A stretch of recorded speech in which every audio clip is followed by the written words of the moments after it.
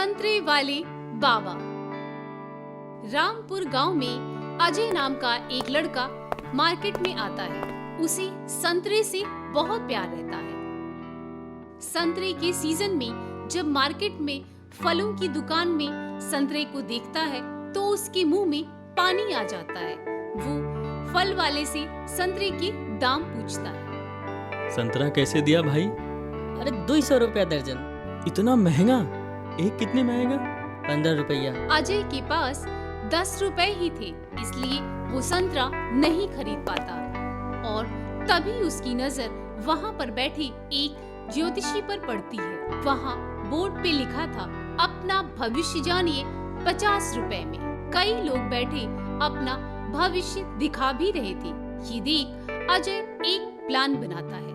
वो बाबा वाले वस्त्र और दाढ़ी मूछें लगाकर एक बोर्ड बनवाकर गांव के पेड़ के पास बैठ जाता है। बोर्ड पर लिखा था, सर्वज्ञानी अंतर्यामी श्री श्री संतरा बाबा पाताल लोक धाम।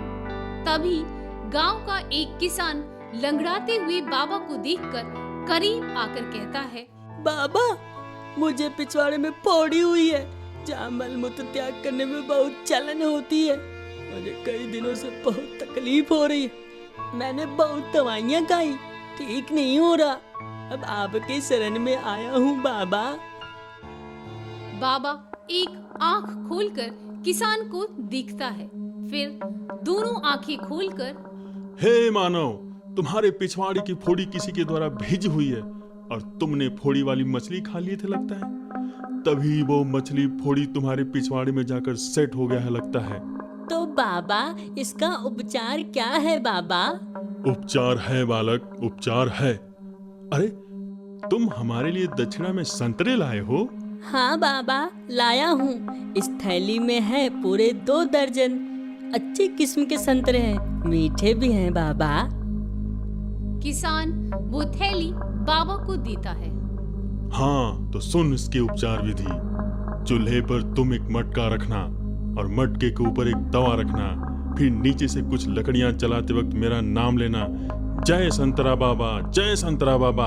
और तवा जैसे ही थोड़ी गर्म हो जाए तुम उस पर बैठ जाना। थोड़ी तकलीफ होगी लेकिन हमेशा के लिए ठीक हो जाओगे। किसान खुश होकर अच्छा, चलता हूँ। जय संतरा बाबा, जय संतरा बाबा। किसान खुश होकर घर चला जाता है। अरे दद्दा, ऐसा दिमाग चलाया ना कि कोई पकड़ ही नहीं पाएगा। अब पूरे दिन ऐसे ही संतरा खाऊंगा और सुबह होते ही मार्केट में बचे संतरा बेच आऊंगा। अब तो मौज ही मौज है। जय संतरा बाबा, जय संतरा बाबा। वो किसान एक मिट्टी की हांडी चूल्हे के ऊपर रखता है, फिर एक तवा रखता है और नीचे लकड़ियों में आग जलाकर रख देता है। संतरा बाबा की जय, संतरा बाबा की जय। ये कहकर जैसे ही वो गर्म तवे पर बैठता है, उछलकर जमीन पर गिर जाता है और चिल्लाता है, ओए माँ। एक तोंद वाला सेठ खाली बदन में पेट पर हाथ फिराते हुए, अरे रामलाल, ओ रामलाल के बच्चे, अरे भाई मर गया क्या तू? अरे भाई, मैं पेट के दर्द से मर जाऊंगा। तभी रसोइया रामलाल आ जाता है। आपने बुलाया मालिक सेठ? पेट में गुड़गुड़ कर रहा है, लगता है पेट में आसमान की बिजली कड़क रही है। कितनी दवाइयां खाया पर ठीक नहीं हो रहा है। सुन, रात को मेरे लिए खिचड़ी बनाना, खिचड़ी खा लूंगा। अगर आप मुझे बोलने का हुक्म दे तो मालिक एक बात बताऊं? क्या है, बता। अपने गांव में एक नया साधु बाबा आया है। उनका नाम मैंने सुना है, संतरा बाबा। वह भूत भविष्य सब कुछ जानते हैं। हिमालय में वह 12 साल तपस्या किए हैं। सिर्फ संतरे से वह लोगों की तकलीफें दूर करते हैं मालिक। क्या कहते हो? सिर्फ संतरा के बदले? ठीक है, तुम जाओ बाजार में जाकर थोड़ी संतरा खरीद लाओ। मालिक, थोड़ा नहीं, उन्हें पूरे 2 दर्जन संतरा देने पड़ते हैं। कोई बात नहीं, ठीक तो हो जाऊंगा। तू जाकर ले आ। आज ही जाता हूँ बाबा के पास। ठीक है मालिक। संतरा वाला बाबा किसान का भेष बनाकर टोकरी में संतरे भरकर आवाज देकर बेचता है। संतरा ले लो, देसी संतरा बहुत मीठा है, आइए आइए ले लीजिए।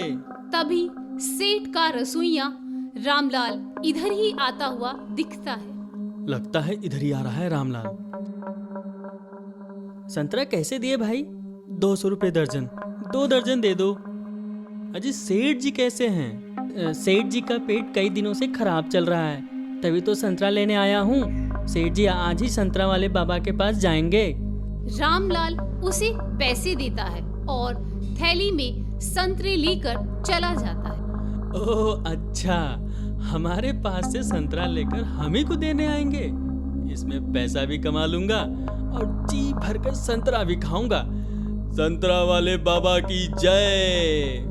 और फिर कुछ देर के बाद सेठ और रामलाल दोनों गांव के रास्ते से चलते हुए संतरा वाले बाबा के आश्रम के लिए निकल जाते हैं। सेठ एक आदमी को देखकर बोलता है, लगता है रामलाल संतरा वाले बाबा का घर यही है। हाँ जी मालिक, एक आदमी आ रहा है, उसी से पूछते हैं। भाई साहब सुनिए, ये संतरा वाले बाबा का आश्रम किधर है? वो आदमी बहरा होता है और ऊंचा सुनता है। अरे नहीं भाई, मेरा कोई नहीं है। अरे मैं पूछ रहा हूँ संतरा वाले बाबा का आश्रम किस तरफ है? हाँ जी, मैं इसी घर में रहता हूँ। ये तो लगता है बहरा है, सुन भी नहीं पा रहा है। रामलाल तुम ही बोलो। हाँ सेठ जी, मैं इस बहरे को अपने स्टाइल में पूछता हूँ। रामलाल ऊंची आवाज में कहता है, अरे भाई, संतरा वाले बाबा का आश्रम किधर है? ओह, वो संतरा वाले बाबा, पहले क्यों नहीं बोले? वो देखो वहाँ है। सेठ जी और रामलाल दोनों बाबा के करीब जाते हैं। वो देखिए सेठ जी, बोर्ड में लिखा है, और वो जो बैठे हैं वही है संतरा वाले बाबा। संतरा वाले बाबा उन दोनों को आते हुए देख मंत्र पढ़ने लगते हैं। आ गए। ओम क्रीम लाल लाल संतरा, मीठा मीठा संतरा, नमो नमो नमो। इस साधु बाबा को लगता है कहीं मैंने देखा है, याद नहीं आ रहा है। अरे मालिक, बाबा 12 साल हिमालय में कठिन तपस्या करके आए, आप कहाँ से देख लेंगे? ये बात तो सही है, मैं कहाँ से देख लूंगा। आओ सेठ श्यामा प्रसाद आओ, मैं जानता था तुम आओगे। आप जानते थे मैं आऊंगा? आप तो अंतर्यामी हैं बाबा। इस भूलोक में मुझसे कुछ भी अनजाना नहीं है। तुम्हारे पेट की तकलीफ 2 दिन से, और तुम ठीक से खाना भी नहीं खा पा रहे हो, सही है ना? अरे हाँ, क्या बात है, आप तो अंतर्यामी हैं, आप सब जानते हैं संतरा वाले बाबा, आप सब जानते हैं बाबा, तो बता ही दीजिए कि इसका उपाय क्या है। तो बच्चा सुनो, अभी ये पुड़िया दे रहा हूँ, इसमें मेरी जड़ी बूटी की दवा है। इसको जय संतरा बाबा बोलकर खा लेना, और दोपहर के खाने में सिर्फ तीखी लाल मिर्च मिलाकर सूखा भात यानी कि चावल खा लेना, और साथ में 1/2 किलो हरी मिर्च का जूस पी लेना। थोड़ा तकलीफ होगा बच्चा, पर तुम ठीक हो जाओगे। सेठ संतरे की थैली को बाबा को दे देता है। ये लीजिए बाबा, 2 दर्जन संतरे। और बोलकर दोनों चल देते हैं। संतरा वाला बाबा मुस्कुराते हुए, ऐसी जुलाब वाली दवा बताया है कि ये सेठ दिन भर मछली की तरह तड़पेगा। कुछ देर बाद सेठ अपना पेट सहलाता हुआ चिल्लाता है, रामलाल, ओ रामलाल, मेरा पेट का दर्द कम होने की जगह और बढ़ गया रे। रामलाल आता है।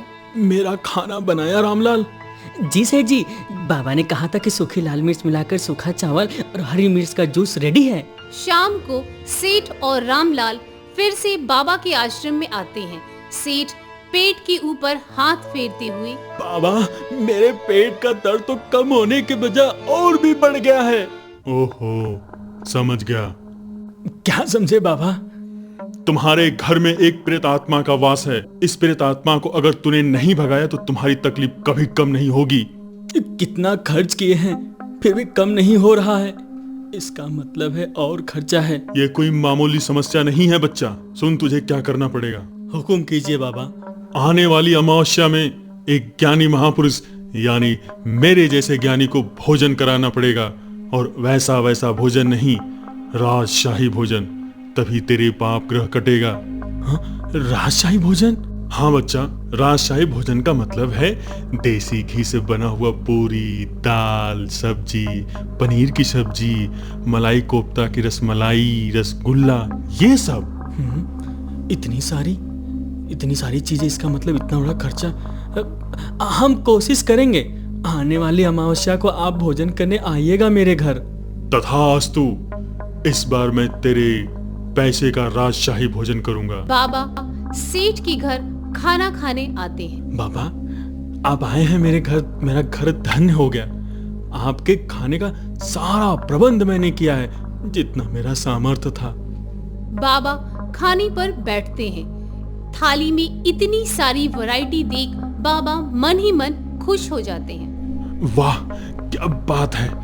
रसमलाई, पनीर की सब्जी, सब अकेले खाऊंगा। जैसे ही बाबा खाना शुरू करते हैं, खाते वक्त उनकी दाढ़ी निकल जाती है। ये देख सेठ पहचान जाता है कि ये उसके ही घर में पहले नौकर था। अरे ये क्या रंजीत, तूने मुझे धोखा दिया? गलती हो गई मालिक। मुझे तो पहले ही शक हो रहा था। मुझे बेवकूफ बनाकर मेरा मेहनत का कमाया हुआ पैसा तूने बर्बाद किया। रामलाल, रसोई से 1 किलो मिर्ची का पाउडर लेके आ। आज तुझे सारा मिर्ची पाउडर पानी में घोलकर तुझे पिलाऊंगा। छोड़ दीजिए मालिक, मुझे माफ कर दीजिए। मैं ऐसी गलती कभी नहीं करूंगा। सेठ उसे मारने लगता है और वो किसी तरह से छुड़ाकर भाग जाता है। सेठ भी पीछे पीछे भागता है। Like, share and subscribe Kabu TV.